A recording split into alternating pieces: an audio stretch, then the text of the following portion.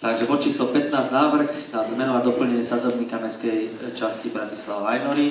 Priletel nám takýto návrh tu. Ja som ho tam zachytil vo výpise z jednej komisii, z finančnej komisie. Myslím, že tie komisie sa dohodli nakoniec tak, že keďže o 5,5 týždňa máme znova zastupiteľstvo 31. marca a s prevádzkou sály, teda Domu kultúry, začneme po presťahovaní sa všetkých, po dokončení a presťahovaní sa všetkých tých klubov asi po Veľkej noci, ktorá teraz padá na 6. apríla.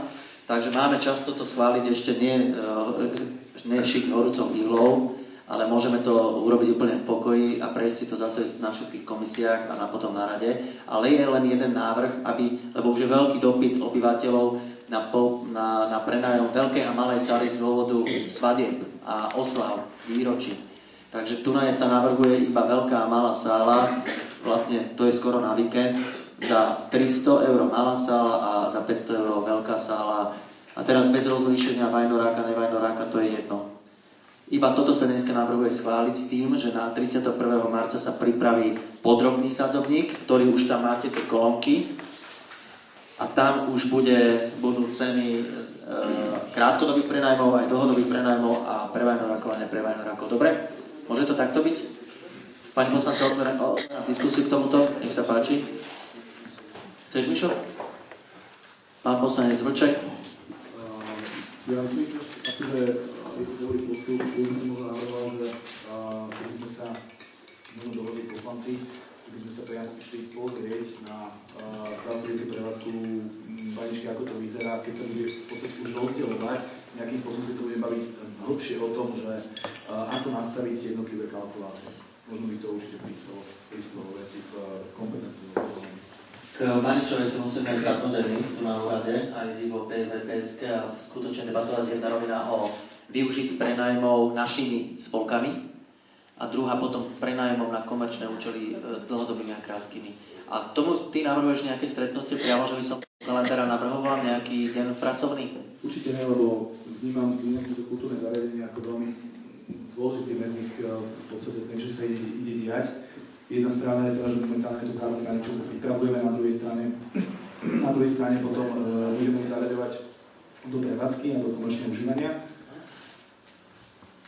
A tento zásadný návrh by sme zvolali naozaj detailne, ako bude potom ďalej s týmto kultúrnym zariadením naložené. Takže by som rádoval, aby sme naozaj túto časť nepodcenili, aby sme to nerobili nejakým spôsobom rozhodnutie od stola, ale naozaj si to pozrieť, zamysleli sa kompletne nad tou prevádzkou, čo bude fungovať v našom účelu. Ja už hneď pozerám do kalendára. Pondelky, stredy sú také dlhé pracovné dni. 11. marca je streda pre občanov, ktorú budete už mať, pán Ondruška, to je reakcia na vás, aj s poslanci, aj starosta 11. lebo týždeň predtým tá prvá marcová streda je prázdniny. Takže tu nebude veľa vajnorákov a posúvame to teda na 11. Ja to poviem v rôznom. Čiže tu 11. septembra stredu nie, 1. marcovú stredu tiež nie, ste na prázdninách s deckami na lyžovačkách, takže by som to videl na nejaký pondelok 16. lebo 18. máme stavebnú komisiu. A to už tam zase nemôžeme ísť. Alebo že by sme sa pred stavebnou komisiou stretli tam, len neviem, jak mám to, hodí sa ísť o 3. najprv tam a potom o 4 by tu na stavebnú komisiu. Členovia v stavebnej komisii a poslanci. Ja, ty si v robote? To bol iba návrh, takže je zamietnutý. Čiže pondelok 16. o 5. sa dá? Tréning?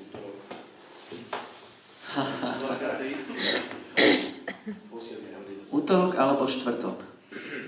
Ktorý je lepší? Utorok alebo štvrtok zás by sme dali taký poobedný o 4? Tam dá sa už o 4 byť? O 4:30 a teraz povedz utorok alebo štvrtok. Mne štvrtok lepšie vyhovuje. Utorok tak dávaj mi na 5 radšej, lebo viem, že Katka bude mať problém sem prísť. Navrhujeme teda, to je návrh tvoj, Mišo, útorok 17. o 17. hodine, to sa bude dobre pamätať. Stretneme sa normálne na Dome kultúry Vaničová, Budeme už my, predtým si musíme vnútorne dať sedenie VPSK, zamestnanci úradu Mário a my a rozdebatovať už návrhy a popri tom aj už myslím, že budeme dosť v takom viditeľnom štádiu ukončenia toho, že budeme môcť prejsť nie len sály, ale už pôjdeme do horných poschodí budovy, ktoré sú určené aj na prenájom. Dobre, takže zapísali ste si to? Niekto mi to musí hodiť do kalendára. Nech sa páči, pán poslanec. Chcem sa spýtať, že tá frakcia, bol tam nejaký daný termín, že my teraz ideme niečo schváľovať, v podstate, aby sme to rýchlo schválili, do 31.3. si myslím, že to skolaudované ešte nebude. Bude. Či áno? Bude. Kolaudácia začína vlastne budúci týždeň. Máme zoznam komplet stavbu, dorábajú sa tam také drobnosti, malovacia, rôzne také malé opravy. V podstate je prebratá stavba, čiže zahájujeme proces kolaudácie, máme zvyčnú vyjadrenie od certifikátov cez regionálne verejné zdravotníctva a tak ďalej, takže ja myslím, že do konca marca by to mohlo byť aj skolaudované. To sa pýtal, že Sme či tak je na toho, hranici, ale malo by to tak. že keby to išlo tá kolaudácia, že by bola nesložitá, tak skutočne by sme sa s týmto akože... Nie, plánujeme to naozaj po Veľkej noci dať do užívania všetkým spolkom. Ďakujem. Takže ja si to už definitívne dám do kalendára 17. prehliadka Domu kultúry Vajnory, priamo na Dome kultúry Vajnory. Áno, pán poslanec Ondruška?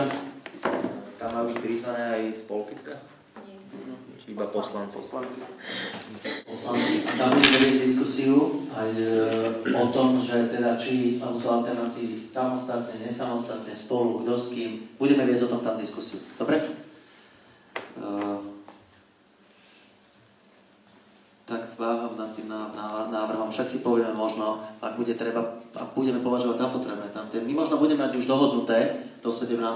predhovorené, ako s tými spolkami je to dohodnuté. Tak, pán poslanec, dobre?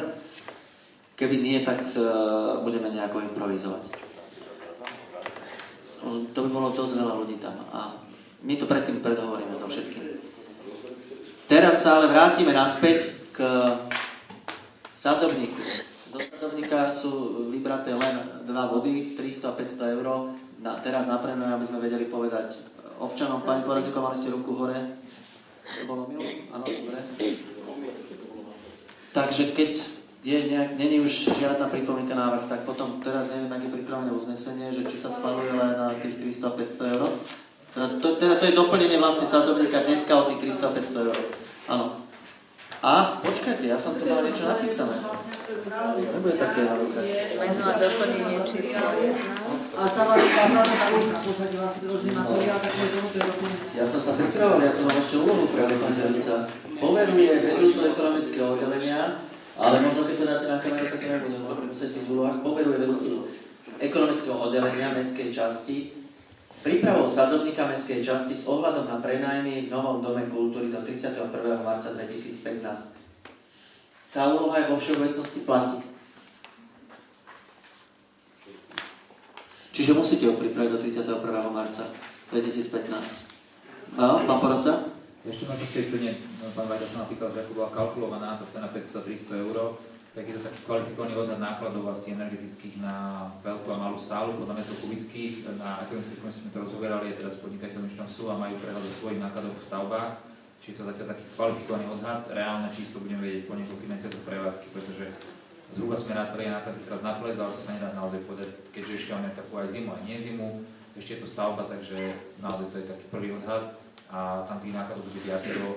Toto je cena za sálu, ale samozrejme tam potrebujeme upratovačku, potrebujeme tam nejaká technika a rôznych ľudí, takže možno sa to bude časom zvyšovať, možno znižovať. To je prvá na to treba obdobie. Tu chcem ale povedať ešte, že dneska schválite 5,5 týždňa pred tým, ak budete schvaľovať sadzobník 31.3.2015 nejakú cenu a môže sa stať, že v návrhu tej ceny o mesiac a pol bude 450 a 250. Alebo naopak 550 a 350. Ale dneska, aby sme vedeli povedať niečo záväzné tým ľuďom, ktorí majú záujem. Nech sa páči. Vlastne si potrebujú rozpočet vlastne na tú hostinu, ktorá majú záujem hostinu priamo hospodáradí, takže vlastne potrebujú mať aj oni nejakú nákladovú zložku. Pán poradca, nech sa páči. A ešte jednu vec som povedať, svadba netrvá od piatka, od 6. do nedele do 12. ale samozrejme ten priestor je vybukovaný, preto tá cena možno sa aj vyššia, ale je to obsadený ten priestor, nedá sa nič iné organizovať, takže preto musí byť ako jednorázová, nie je to na hodinu, ale to na ten čas.